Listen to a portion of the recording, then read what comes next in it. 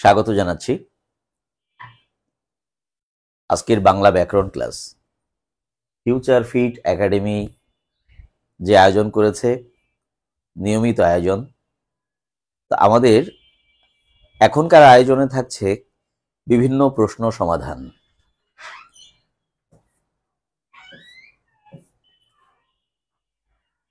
বাংলাদেশের কিংবদন্তি শিক্ষক জনাব ফারুক আহমেদ স্যার, উনি এটার উদ্যোক্তা। আমরা এটার সঙ্গে যুক্ত আছি। আমার আজকের টপিক 36তম বিসিএস এর ব্যাকরণের প্রশ্ন নিয়ে আমি কথা বলতে চাই, আলোচনা করছি। প্রশ্ন হলো, বন্ধন শব্দের অক্ষর বিন্যাস কোনটি? তো আগে অক্ষরটা কি সেটা জানতে হবে। আমি লিখি,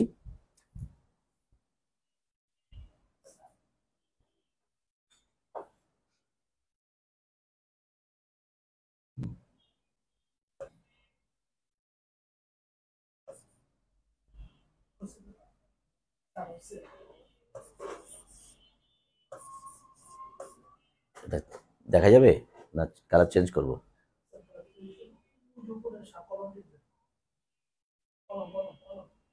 এখানে দিলাম, সাদাটা দিলাম। আচ্ছা,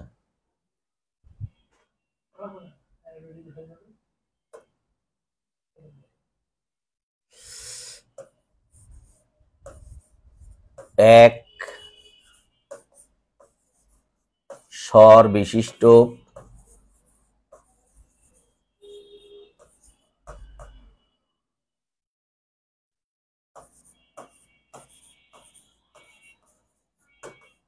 ধ্বনিদল।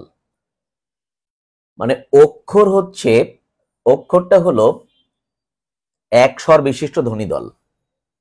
যেমন আমরা এই যে একটি ক লিখলাম, যখন এটা চোখে দেখব তখন এটি হবে বর্ণ। আর এই ক এর মধ্যে কি আছে? এর মধ্যে আছে একটা ক হসন্ত আর একটা অ। এটি যখন আমি মুখে বলবো তখন সেটি হবে অক্ষর।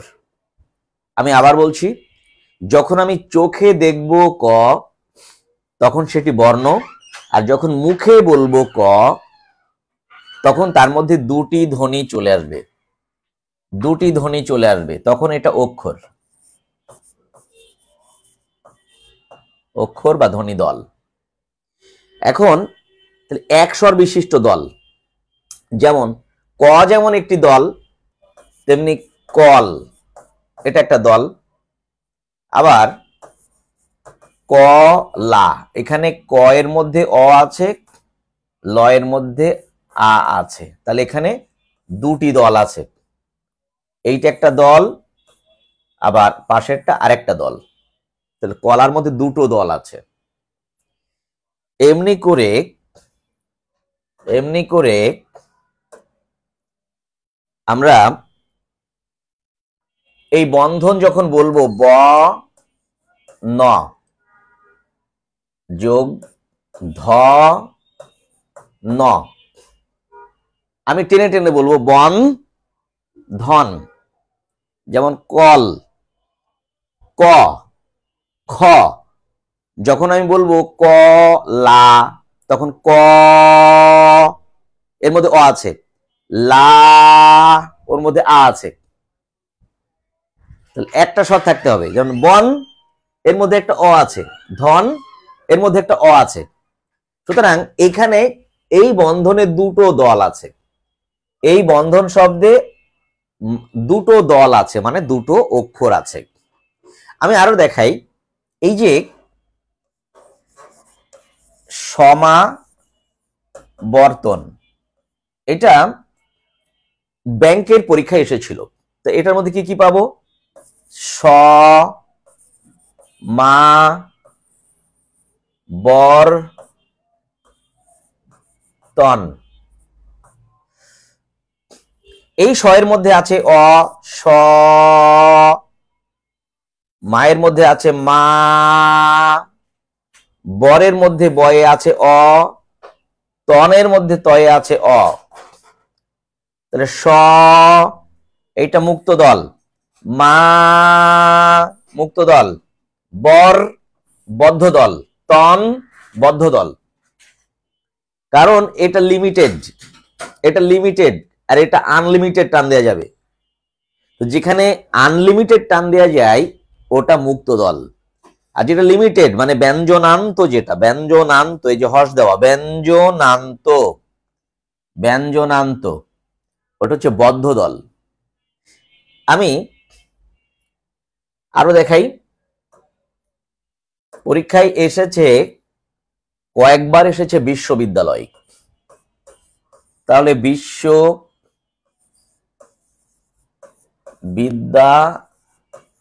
একটু ভেঙে নেই আমরা। প্রথম নিব 20, এর মধ্যে একটা ই আছে, সুতরাং এটি একটি বদ্ধ বা রুদ্ধ দল। শো এটি একটি মুক্ত দল, কারণ শো টান দেওয়া যাবে, 20 টান দেওয়া যাবে না, এটা রুদ্ধ, এটা মুক্ত, শো। এবারে বিদ এইটা একটা রুদ্ধ দল বা বদ্ধ দল, বিদ এর মধ্যে ই আছে, দা যত খুশি টান দিতে পারবো, তাহলে দা হচ্ছে মুক্ত দল। এবার লয়, লয় লয় হচ্ছে রুদ্ধ দল। তাহলে বিদ রুদ্ধ দল, দা মুক্ত দল, শো মুক্ত দল। তাহলে বিশ শো বিদ দা লয়, 5টি এখানে অক্ষর আছে। আমরা অনেক অক্ষর বলে একটা বর্ণকে অক্ষর মনে করি, বিষয়টা তা নয়। অক্ষর হলো ক লিখলে বর্ণ, কিন্তু ওই কটা যখন বলবো তখন সেটা অক্ষর। তেমনি ক লা যখন লিখছি তখন কিন্তু বর্ণ হচ্ছে না, শব্দ হয়ে যাচ্ছে। কিন্তু এই ক লা এর মধ্যে দুটো অক্ষর আছে, কারণ 2 বারে উচ্চারিত। একটা অক্ষর একবারে উচ্চারিত হবে, একটা অক্ষর একবারে উচ্চারিত হবে, তার মধ্যে একটাই স্বর থাকতে হবে। আমি আরো দেখাই, একটু বড় দেখে দেখাই। আ মা দের, ছো টো নো দি চ লে বা কে বা কে। তাহলে আ মা দের, ছো টো নো দি চ লে বা কে বা কে। এখানে একটা রুদ্ধ দল আছে আর মোট 13টি দল আছে, তার মানে 13টি অক্ষর আছে। আমি 13 বারে বলতে পারবো এটা। এখন কেউ যদি এরকম বলে কলা, একবার বললাম নো, ক লা এটা 2 বারে বলতে হবে, কিন্তু এই কলা তো 3 বারে বলা যাবে না। একবারে বললে হবে না, মানে একবারে তো কলা হলো, কলা একবারে বলার বিষয় নয়, কারণ কয়ের মধ্যে অ, লয়ের মধ্যে আ। আমার শর্ত হচ্ছে একবারে বলবো, স্বর একটা থাকতে হবে। আমি যদি একবারে কলা বলি তাহলে তো স্বর দুটো হয়ে গেল, তার মানে একবারে বলতে হবে, স্বর থাকবে একটা। আবার বলছি, একবারে বলতে হবে, স্বর থাকবে একটা। একবারে বলতে হবে, স্বর থাকবে একটা। একবারে বলতে হবে, স্বর থাকবে একটা, তাকে আমরা একটা অক্ষর বলি। এইভাবে করে বন্ধন শব্দে দুটো অক্ষর আছে, একটা হচ্ছে বন আর একটা ধন, দুটোই রুদ্ধ দল।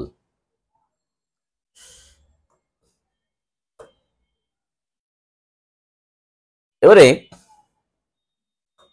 আমরা পরের প্রশ্নে আসছি।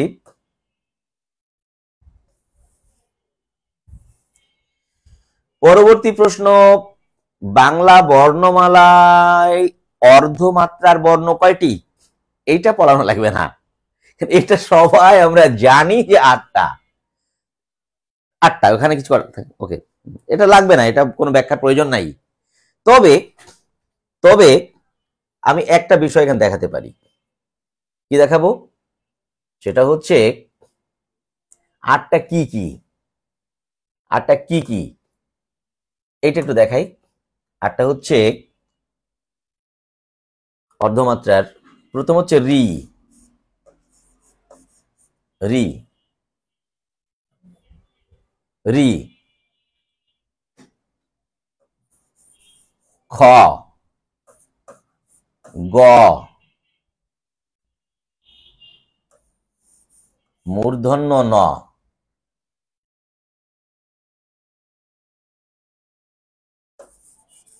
থ, ধ, প, তালব্য শ। অর্ধমাত্রা মানে হচ্ছে এই ডান দিকে টান থাকবে, ডান দিকে এই অর্ধেক মাত্রা থাকবে, এই জন্য একে বলা হয় অর্ধমাত্রা। তার মানে এর উপরে, মাথার উপরে কোনো মাত্রা থাকতে পারবে না, এর নাম অর্ধমাত্রা। এখন আমি একটু ভেঙে বলি, তাহলে বাংলা স্বরবর্ণে অর্ধমাত্রা কয়টা? একটা, রি।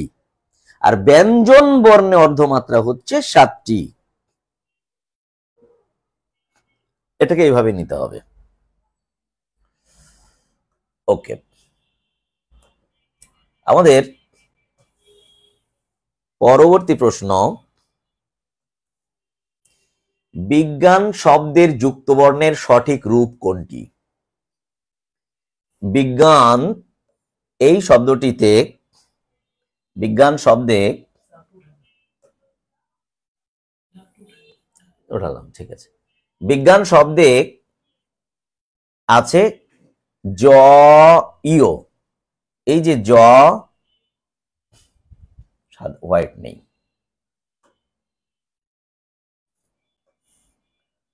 এর মধ্যে আছে জ যোগ ইও। প্রশ্ন হলো আমি এইটাই হর্ষ চিহ্ন দিলাম, এইটাই কেন দিলাম না? একটি যুক্তবর্ণ ভাঙলে যতটি বর্ণ পাওয়া যায়, শেষ বর্ণ বাদ দিয়ে আগের প্রত্যেকটিতে হর্ষ চিহ্ন দিতে হবে। যেমন আমি এই যে এটার মধ্যে কি কি আছে, এটার মধ্যে আছে মূর্ধন্য স যোগ মূর্ধন্য ন, প্রথমটাই হর্ষ চিহ্ন দিতে হচ্ছে।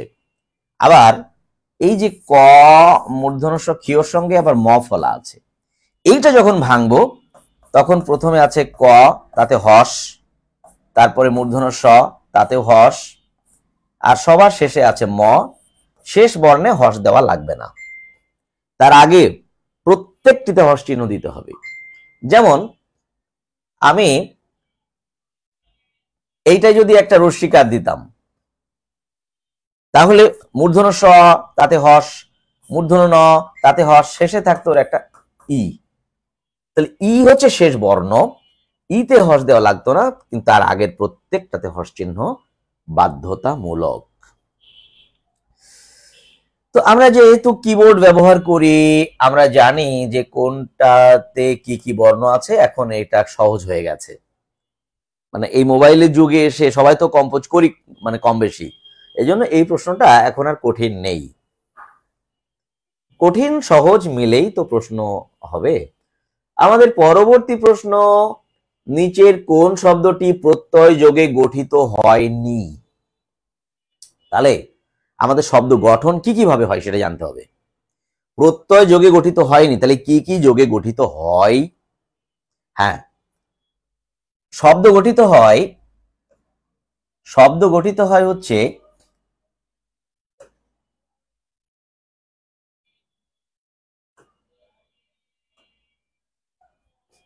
এক নম্বর হলো সমাস। তো সমাস দিয়ে কিভাবে হয় আমরা জানি, এই যে সিংহ চিহ্নিত আসন। এখন সিংহ চিহ্নিত আসন, এইখান থেকে এখানে শব্দ একটা সিংহ, একটা চিহ্নিত, একটা আসন, এই চিহ্নিতটা বাদ পড়বে, এর নাম মধ্যপদলোপী। দিয়ে কি দাঁড়ালো? দাঁড়ালো হচ্ছে সিংহ, ওদিক থেকে এলো পূর্বপদ সিংহ, পরপদ হচ্ছে আসন। এখন সিংহ আসন এই শব্দটি আমাদের বলতেও ভালো লাগে না, শুনতেও আমাদের যথেষ্ট শ্রুতিকটু। তাহলে এইটাকে এখন সন্ধি করতে হবে। সন্ধি করলে এই আকারটা বাদ দিতে হবে, দিলে কি হয়ে যাবে? সিং হা, মানে আকারটা বাদ যাবে না, সরি, এখানে যে অ আছে সেটা বাদ যাবে, আকারটা থাকবে। তাহলে সিংহাসন, সিংহাসন। এই সিংহাসনটা হলো সন্ধি, আমরা সন্ধি করলাম, বাট সিংহাসন শব্দটি সমাসসাধিত, পরবর্তীতে সন্ধি করা হয়েছে। যেমন বিদ্যালয়, বিদ্যালয়ের ব্যাসবাক্য হচ্ছে বিদ্যা শিক্ষার আলয়, সন্ধি করে হবে বিদ্যালয়। তাহলে সন্ধি কিন্তু শব্দ গঠন করতে পারবে না, সন্ধির কাজ হচ্ছে গঠিত শব্দকে সংক্ষিপ্ত করবে।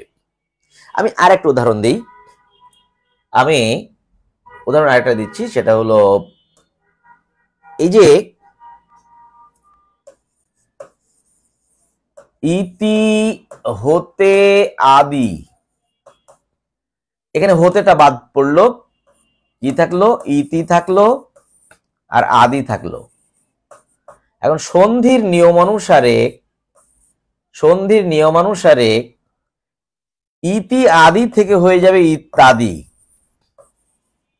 ওটা আমরা সন্ধির ক্লাসে দেখিয়ে দিব। এই রসিকারটা জ হয়ে যাবে, রসিকারটা জ হয়ে যাবে, তাই ইত্যাদি। ইত্যাদিটা হচ্ছে সন্ধি দ্বারা সংক্ষিপ্ত হয়েছে, কিন্তু এই শব্দটি কিন্তু সমাস দ্বারা গঠিত হয়েছে, এটি একটি সমাসসাধিত শব্দ। তাহলে আমরা দেখতে পাচ্ছি আমরা সমাস দিয়ে শব্দ গঠন করতে পারি, এক। দুই হচ্ছে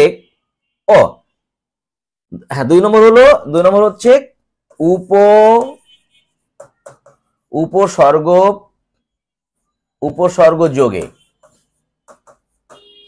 যোগে হবে কিরকম?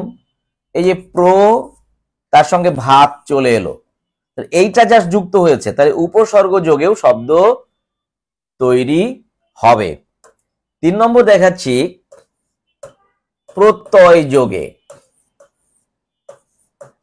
কিভাবে প্রত্যয় যোগে শব্দ তৈরি হচ্ছে?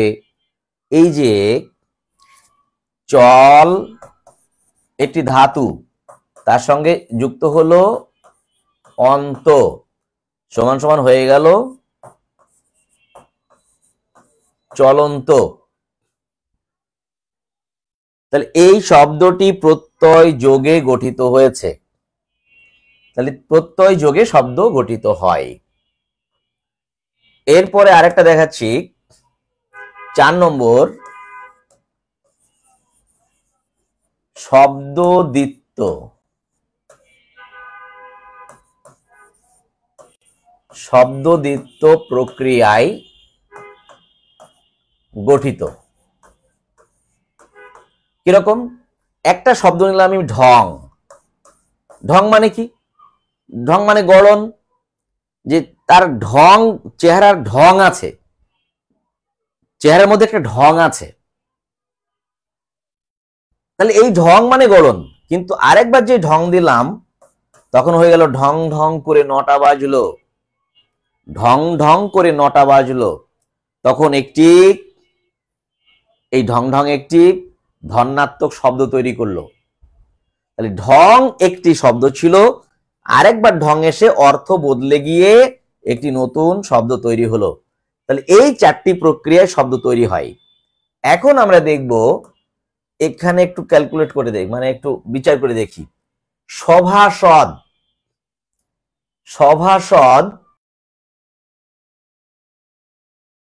শব্দটির কোনো ব্যাস বাক্য হবে না, এখানে উপসর্গ নেই, এটি শব্দদ্বিত্ব নয়।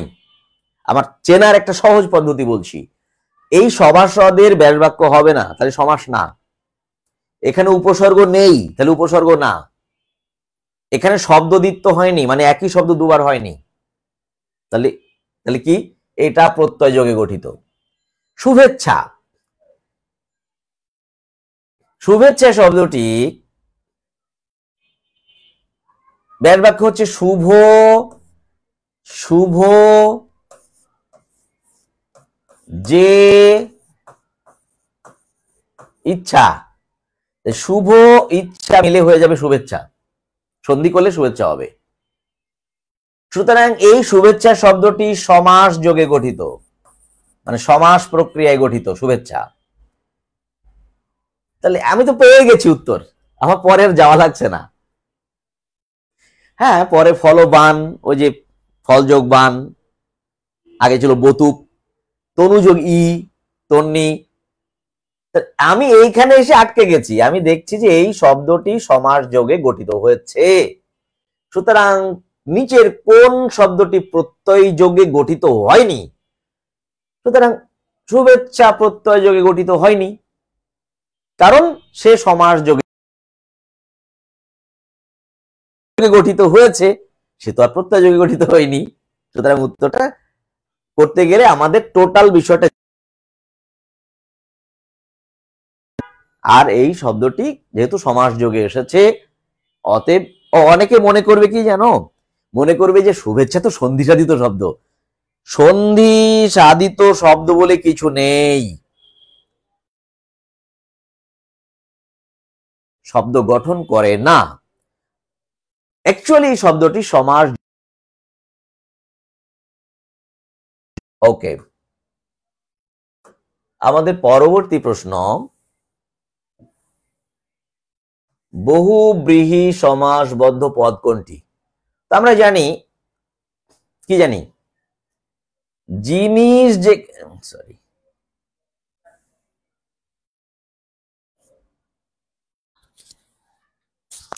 আমি একটু স্টুডিওতে আছি, পরে কথা বলছি, স্টুডিওতে আছি, পরে কথা বলছি।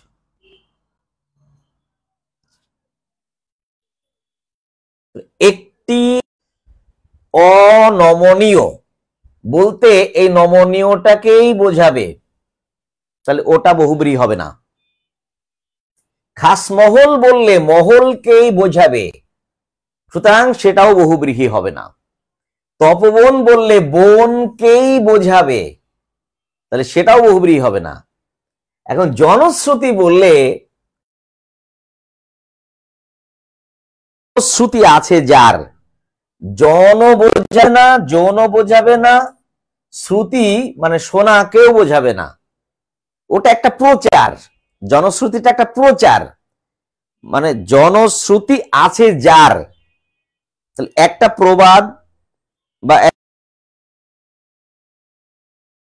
সুতরাং এইখানে ভিন্ন একটা জিনিস চলে আসছে। এখানে কিন্তু নমনীয়টাই পেয়েছি, এখানে কিন্তু মহলটাই পেয়েছি, এখানে বন পেয়েছি, তাহলে যেখানে একটি জিনিস পাওয়া যাচ্ছে সেটি বহুব্রীহিতে নেওয়া যাবে না।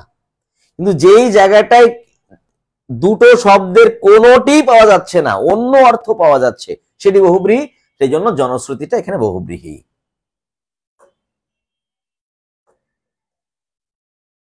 আমাদের পরবর্তী প্রশ্ন, নিচের কোনটি বিশেষ্য পদ? বিষয়টা একটু জটিল, এই বিষয়টা একটু জটিল, বেশ খানিকটা জটিল।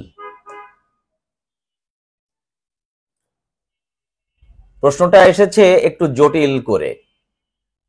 এখানে আছে জাত, গৈরিক, উদ্ধত, গাম্ভীর্য। তাহলে আমি বলি, যে 7টা প্রত্যয় দিয়ে বিশেষ্য হয়, আমি 7টা প্রত্যয় লিখছি। এক হচ্ছে জ, তয় বফলা ত, তয়কা তা, ইমা,